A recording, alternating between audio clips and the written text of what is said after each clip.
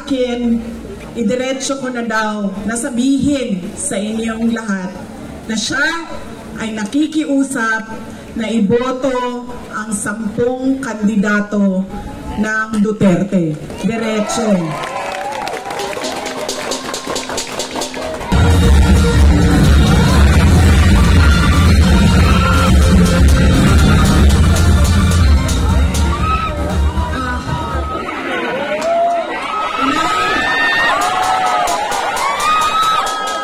Assalamualaikum warahmatullahi wabarakatuh.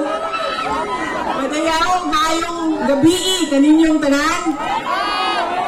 Magandang gabi sa inyong lahat. Kinsay kasabot ninyo.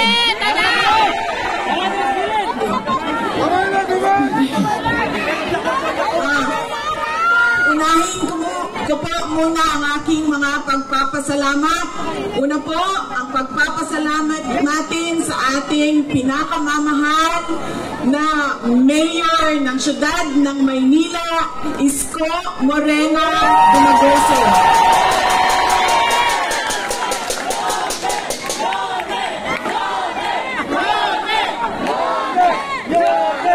Nagpapasalamat po ako sa kanya dahil ipinahiram niya po ang inyong entablado at ang inyong mikropono para po sa mga senador ng Duterte. Maraming salamat.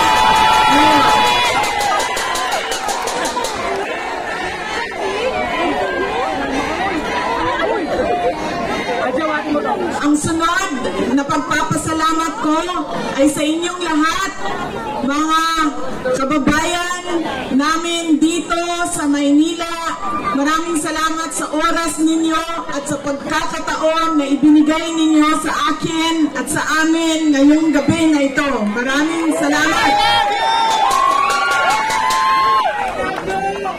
Madami sa inyo ang hindi pa wala pa na ni hapon. Wala pa! Hindi pa na maghapunan. Wala pa! Marami sa inyo ang hindi pa naghapunan, hindi pa nakaluto, at kanina pa dito. Mainit, pero nandito kayo para sa amin at para sa bayan. Maraming salamat sa inyong lahat. Ang susunod ko po pagpapasalamat. Mahal ko kayo, ma'am. Mahalin din natin patuloy ang ating mahal na inang bayan, ang Pilipinas. I love you too. Sister in love na ito, sis. Mahal ko kayo. Kaya ako nandito. Ang susunod po na pagpapasalamat ay mula po sa pamilya namin. Papasalamat po kami sa pagmamahal at suporta na ipinapakita nyo kay dating Pangulong Rodrigo Duterte. Maraming salamat po.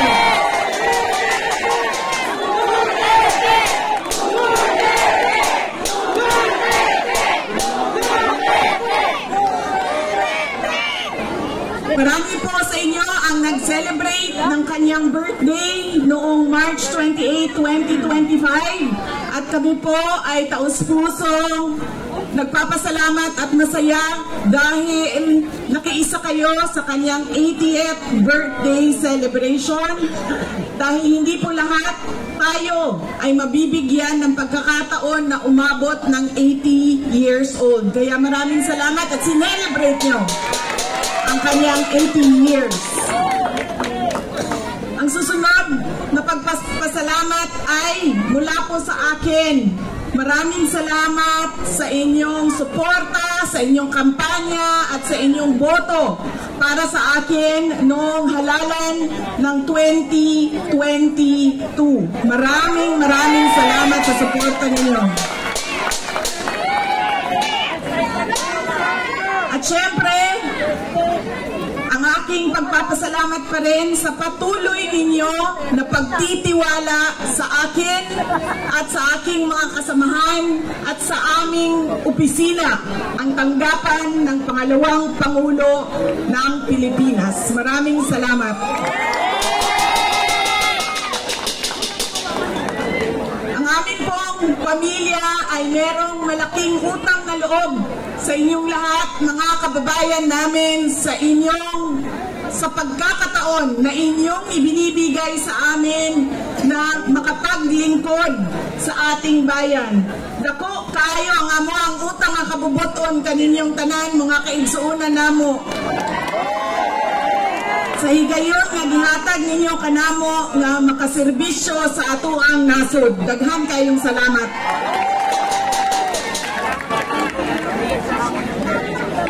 Ang susunod po ay mangangampanya po ako sa inyong lahat. Tanggalin ko lang po yung seal ng aking opisina. Palitan natin ng seal ng Office of the President.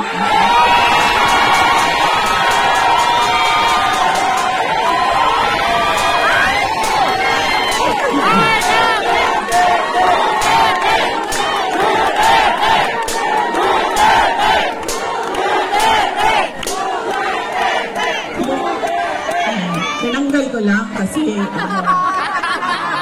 iba kasi yung opisina, iba din yung pangangampanya. Pero kung sa Pangulo lang, pumili na lang kayo.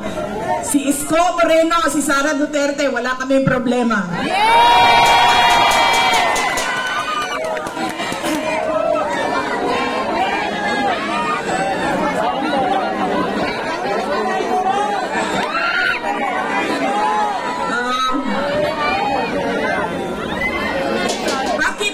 Lagi pabalik-balik o paulit-ulit ang problema ng ating bayan. Dahil po, paulit-ulit din yung ugali natin sa pagpili ng ating mga leader. Kung sino yung binoboto natin. Ngayong darating na halalan, marami ang nagtatanong, ano bang pwede naming gawin? Wala namang kaming pera, wala kaming makinarya, ordinaryong tao lang kami na nakatira sa gilid ng daan kung saang subdivision. Pero gusto namin na merong makitang pagbabago sa nangyayari at para sa ating bayan. Una po, ang ugali natin sa pagpili ng ating mga kandidato ay kung sino yung naaalala natin. Sino yung magaling kumanta, sino yung magaling sumayaw, sino yung magaling magpatawa. Yaan ang lagi nating naaalala kapag tayo ay boboto na. Hindi na natin tinatanong, ano ba ang pangako niya noon na siya ay tumatakbo? Tinupad ba niya ang pangako niya?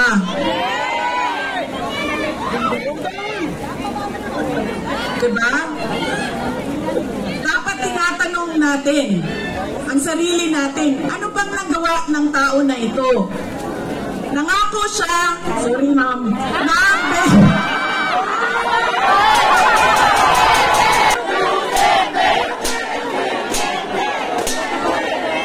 alam nyo, plano ko ba sabihin ito? Bisaya na lang! Hindi, ganito. Tulad na lang na magkaibang tao kami ni Pangulong Rodrigo Duterte. Si Pangulong Rodrigo Duterte ay hindi si Inday Sara Duterte. Si Bongbong Marcos ay hindi si Amy Marcos.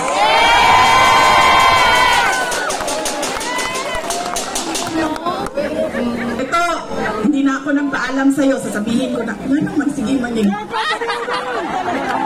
Tanggalin na lang natin ito. Okay lang sa'yo? Para siyang matuwan.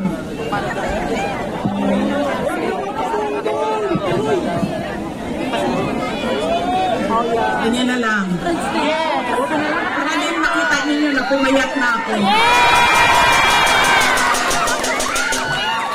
Sa Umayat si Inday Sara!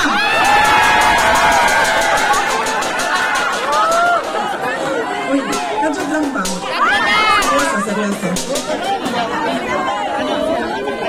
Mahal ko kayo, ma'am.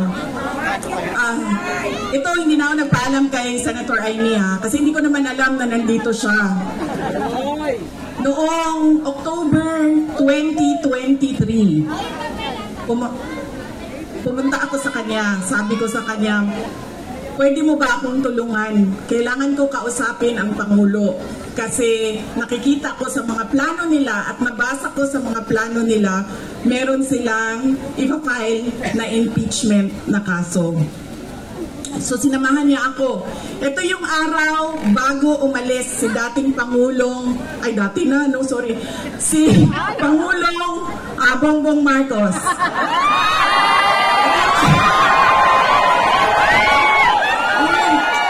Hindi ko sinadya yun. Hindi ko sinadya yun, ha? Kayo lahat, kailan ng sedisyon. Kayo lang, may kaso na kayo bukas. Wait lang. So, ito yung araw na paalis siya, papuntang Amerika.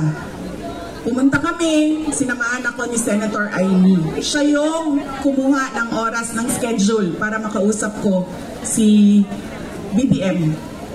Noong nandun na kami, binanggit ko sa kanya ang impeachment. Pero hindi yung impeachment ang gusto ko marinig ninyo na kwento ngayong gabi na ito. Doon sa pag-uusap naming tatlo, kaming tatlo lang yun pasensya na silang dalawa. Marites yung nandoon sa harap, silang dalawa. Nag-usap kaming tatlo, nabanggit ni BBM ang pag-amenda ng konstitusyon. Mga friends ko yan.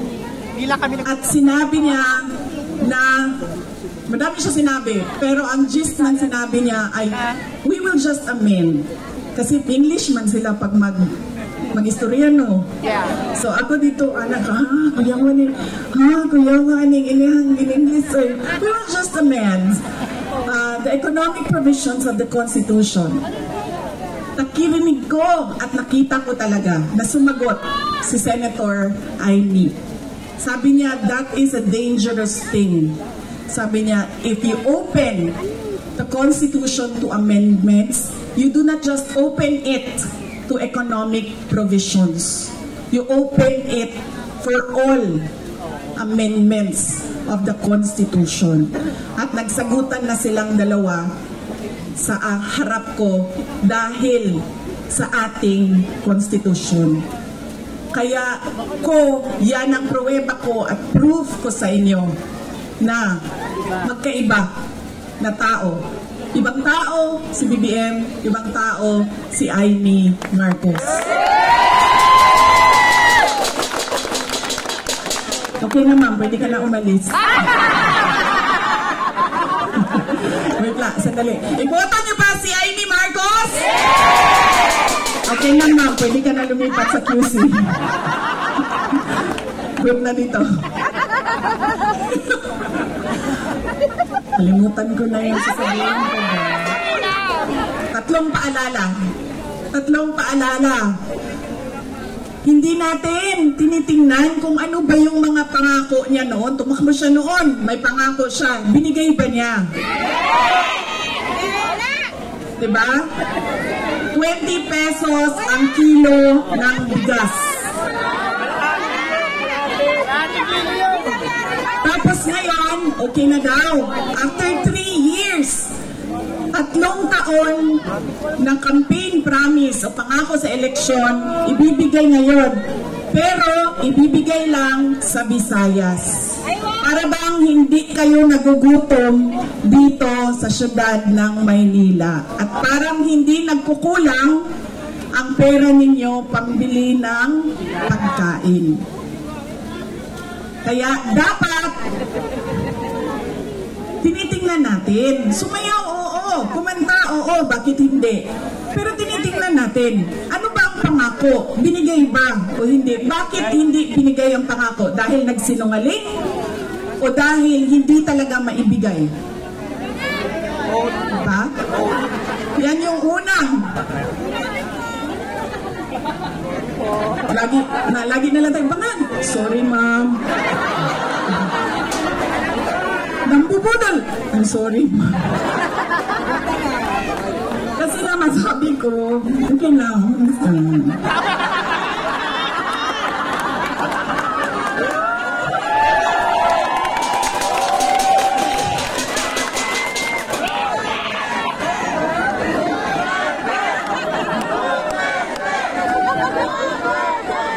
Alam nyo, yung bangag na yan, hindi totoo. Hindi naman ako kasi tumawa dahil tinawag siyang bangag. Andun ka din, di ba? Hindi ako, kasi sa Bisaya, ang bangag, di ba? Bangag, bangagan, bangag. Oo. So, pag sinabi mong bangag sa Bisaya, hindi siya adik. Noon sa man sa kidak. Di ba? Oo. So, hindi talaga ako natawanan, tinawag siyang bangag. Kasi sa Bisaya, ang bangag ay butas. Hindi, at saka sa slang, ang bangag is yung private part ng babae. Diba? Bangagan. Ang pinagdawanan ko, dahil ang rally na yon ay kontra sa pag-amyenda ng konstitusyon. Yun yung rally na yon. Tapos nagulat na lang kami na iba na yung napag-usapan doon sa rally. Pero balik tayo sa bangag, ma'am. Alam mo, hindi ito kasali talaga sa speech ko.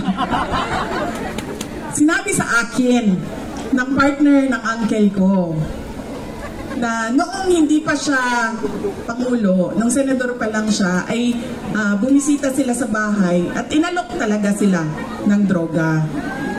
Humindi yung wala naman ako sinabi na pangalan.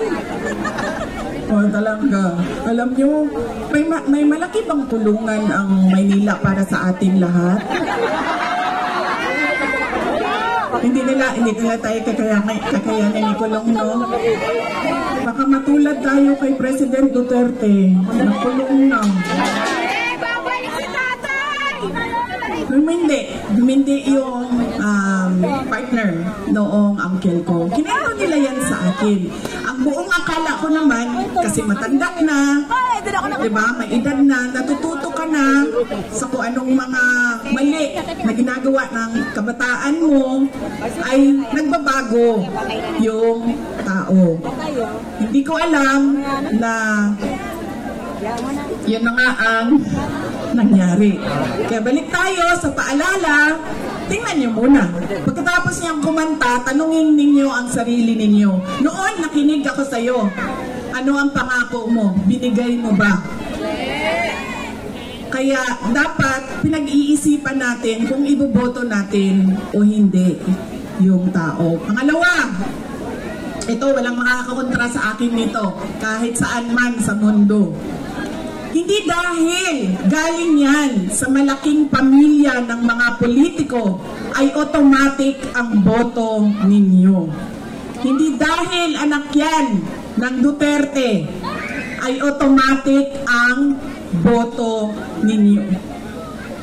Dapat tinatanong nyo ang sarili ninyo, ano ba ang abilidad at kapasidad ng tao na ito na maglingkod para sa bayan.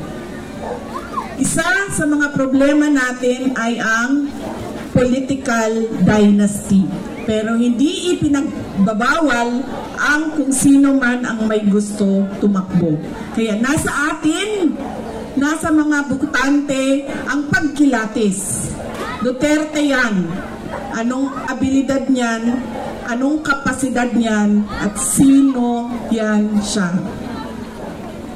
Pangatlo, at huling problema natin, paulit-ulit, behavior, ugali natin sa eleksyon, sa halalan, ay yung palitan ng boto at pera. dahil ilang beses na kayo tumanggap. Magkano bilihan ng boto dito? 1,000? 1,000? Grabe, 1,000 lang? Galing nga. Bigas ang ano dito, palitan? Oh, ilang kilo? 5 kilo. So, magkano yun? 250? Mga 1,300 total na yon ang bili. Alam mo, lugi kayo. Taasan niyo yung presyo ninyo. Kasi galing ako doon sa Bacolod kahapon. Tinatanong ko, magkano bili ng boto dito? Noong 2019 daw, 2,000. 2022, 3,000. See? Sabi ko, taasan ninyo ang presyo ninyo. Tapos nung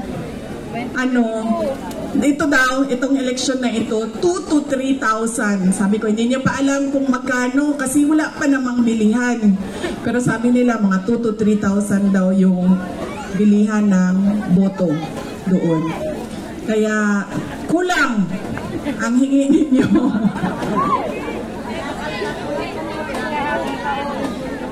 $1,300 ang natatanggap ninyo.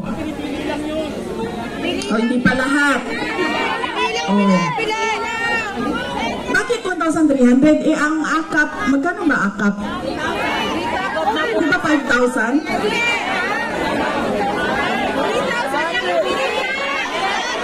3,000?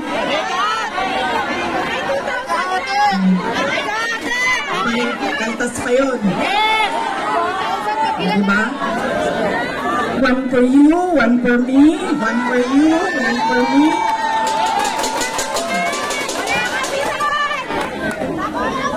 Alam niyo, hindi namin ginagawa yan sa Davao. Alam niyo bakit? Nawawala kasi yung respeto ng tao sa isa't isa. Sabihin ko sa inyo kung bakit mamaya nawawala yung respeto, ha? Sana ko. Sa bilihan ng boto. Yan. Ilang eleksyon na kayo tumanggap ng 1,300? Ilang eleksyon na tumatanggap ang mga botante ng Pilipinas ng pera kapalit ng boto nila. Pero bakit mahirap pa rin ang ating bayan? At bakit hirap pa rin kayo bumili ng bigas? Kasi dapat kung akap yan at galing yan sa gobyerno, tanggapin nyo, pero tanungin nyo naman yung sarili nyo. Ang nagbigay ba nito ay karapat-dapat maging leader ng bayan natin?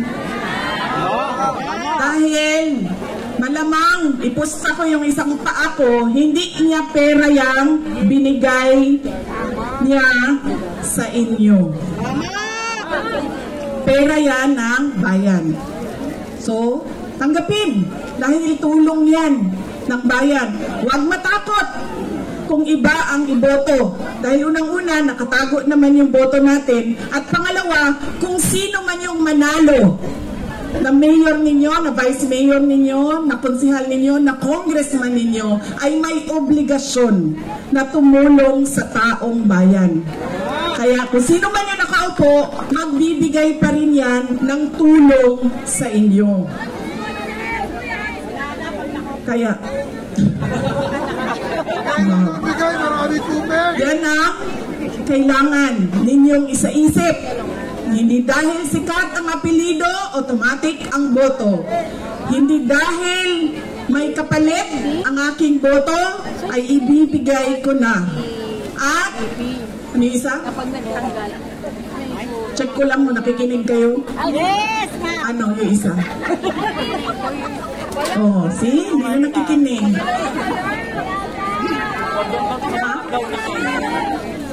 Respeto. Nakakawala talaga ng respeto yun, ma'am, pag may palitan ng pera. Yung isa ay wala naman nakinig sa inyo. Huwag ibenta ang boto. Huwag dahil sikat iboto.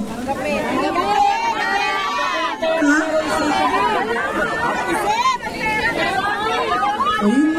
dahil sikat iboto. Ano isa? Dalawa pa lang. Ay, grabe. Ang dami-dami ninyo. Dalawa lang maalala ninyo. Ano wala pa?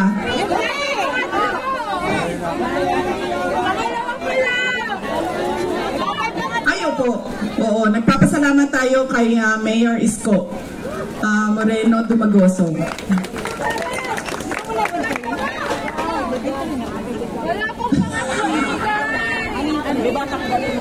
Ano?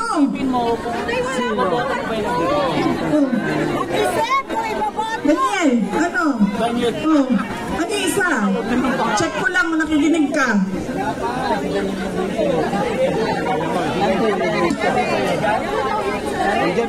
Alam mo, hindi ito totoo na kilay ko ha, drawing lang ito. Oh, drawing lang ito. Kanina, sinasabihan ko yung gumagawa ng mukha ko. Sabi ko, alam mo, para akong naglalakad na kilay. Tapos sabi niya, hindi, kailangan mo yan. Kasi pupunta ka ng rally. Doon sa malayo, hindi ka makikita kung wala kang kilay. Sabi ko, ganun ba yun? Sabi niya, oo, kailangan may mata ka, may kilay ka kasi hindi ka makikita. So yung mga walang makeup at walang kilay dyan, hindi po kayo nakikita. Maraming kayo nakikita. Hindi joke yan ha, totoo yan, nangyari yan doon kanina kasi ayaw ko yung kilay. Drawing lang kasi, diba? Ano, wala?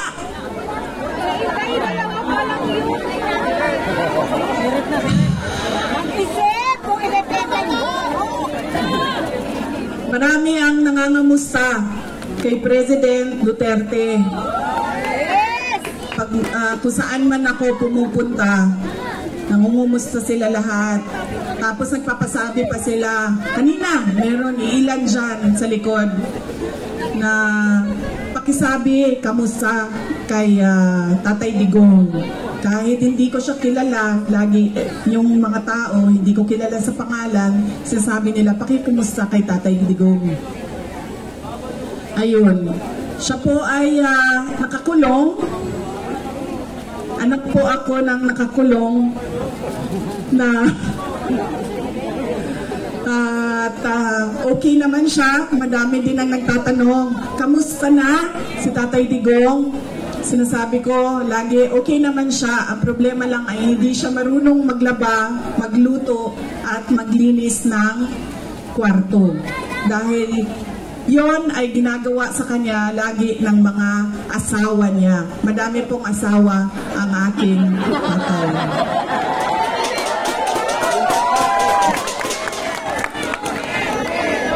Nakita niyo yun si Kitty, yung maganda ko na kapatid. Iba po yung nanay niya. Kasalukuyan po, dalawa yung girlfriend na nandoon nag-aantay na makalabas si Pangulong Rodrigo Duterte. Totoo yan.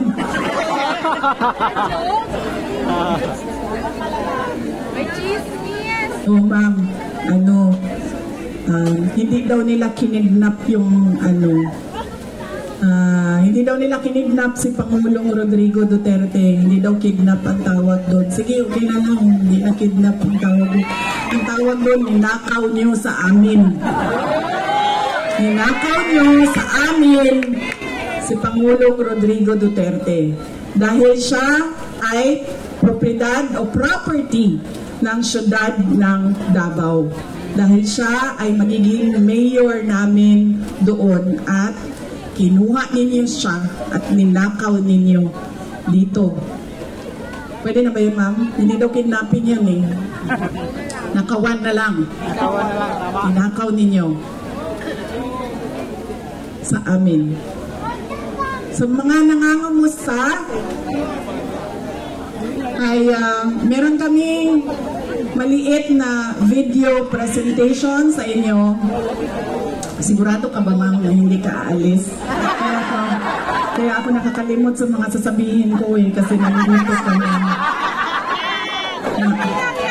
Ma'am, ang advice ko lang talaga sa iyo sa panahon na ito at sa darating na mga araw ay magpalit ka na po ng apelido mo. Ay, sorry, Romualdez pala ang middle name mo.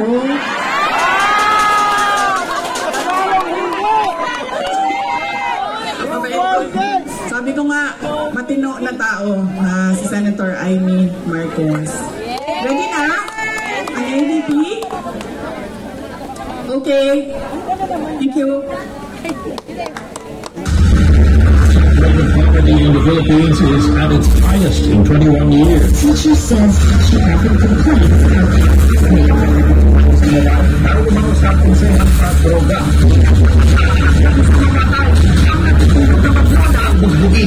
Kasi madam, ang bakit yung mga tao gumagamit ang science? Ito mo yung gusto at isa. Kaya mga batang nagwagagi ng gamit sa gitna ng daan. Tapos bumail habang pipinit ang science sa wala sa social media at dito ang mga sa content to school is human day scavenging. Natin ang bawang suspect at gumagamit ang mga droga. Good luck sa atin lang.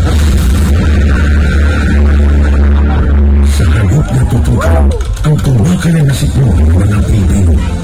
Krimen, droga at korupsyon na mas inuna ang sariling interes at kasatunan sa kapangyarihan. Ito na pong pinagis ng minsan ang nag-iisang Pangulo na sangtunang na nagmahal sa bayan.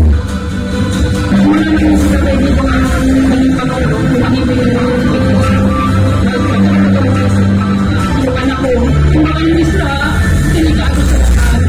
Sobrang happy ako. Dahil umupok si PRRD dahil sa delikado maraming tumutulong, maraming tumutulong sa kanya. Pero majority po sa akin, mga Pilipino, dahil na lang din mga drug lords, mga drug users, baka yun ang ayaw eh. Pero kami, lalo kami, nagkakaroon kami ng safety sa ating pamilya. Trying to be powerful, trying to be just everybody.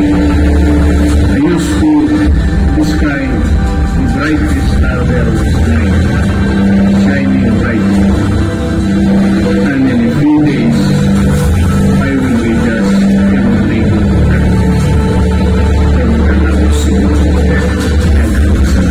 Lubos na minahal ni PRRD ang PNP at AFP. Ako ang nanalo, kaagad doblado ang sweldo ng pulis pati militar. Pero sinanong din pala ang gagamitin laban sa kanilang dating Commander-in-Chief. Ano ba ang damage ng government interest? Pumuntahin ko lang yung dalawang anak. This is not the place for debate. Guys! Hindi po kanina. Hindi ko sir. Hindi naman gusto na sa problem.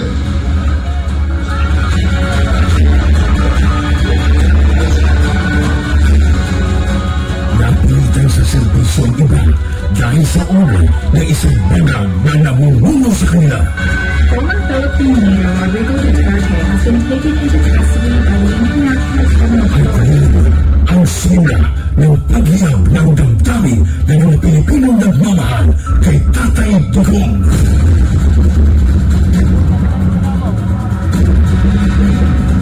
Lumiyab ang sambayanang Pilipino. Bring PRRD home.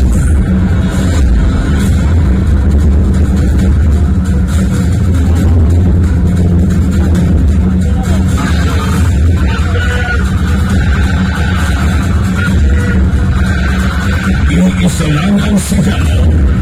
Duterte sa anuman sa mundo.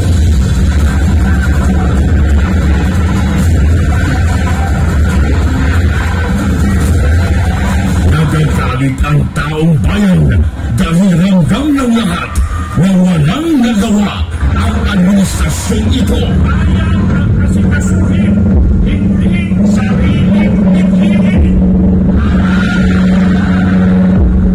Nais nating katawanin ng nagkakaisang damdamin ng milyon-milyong Pilipino manatinig ang kanilang pinag-isang pinsiling para sa isang kapayapaan at pagkakaisang Pilipinas.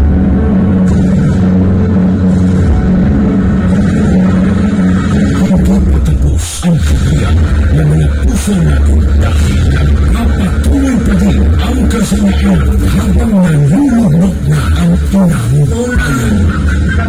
Ikaw at ni Marcos ang atong gold reserves. Sa pagpapatuloy ng oral arguments sa 89.9 billion peso transfer ng pondo ng Philippine Health Insurance Corporation sa National Treasury, muling binusisi ng mga maestrado ang paggamit ng ahensya sa pera mula sa mga kontribusyon ng mga miyembro nito. Pinatong ang DOLE at DSWD na walang listahan para sa mga benepisyaryo ng ayuda sa kapos ang kita program sa hindi pa rin sila nagagamit na sa politika at akap. Hindi lang pala 7-7, meron pang 20-30-20. Yung 20-30 naman, kung ikaw ang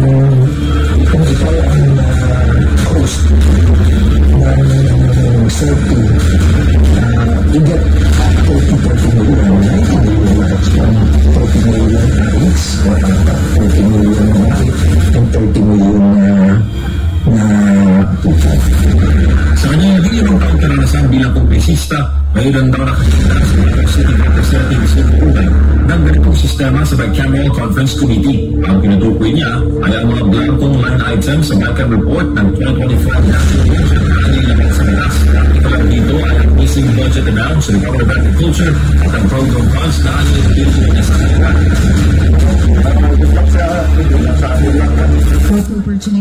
Napromote po na ang mga instrumento ng panghihigam kay PRRD. Police Brigadier General Jose Guevara and family received the Philippine External Regional President Walang titigil para sa bayan. Maybe when I say my farewell, I get to live in the last day of my term. I'd like to say something, and maybe I'll cry. Gusto kong umiyak dahil hindi ko anong taong binigay nila ng pagmamahal sa akin. Ito. Can save for Philippines and now vote Duterte.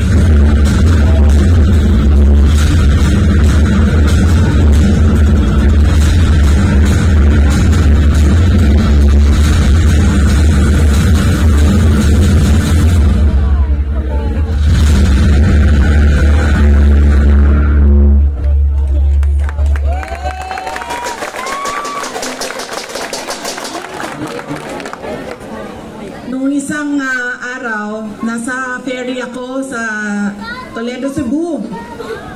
Patawid kami papuntang San Carlos City sa Negros Occidental. Tumawag sa akin si Pangulong Duterte. Sabi niya sa akin, idiretso ko na daw na sabihin sa inyong lahat na siya ay nakikiusap na iboto ang 10 kandidato ng Duterte. Diretso.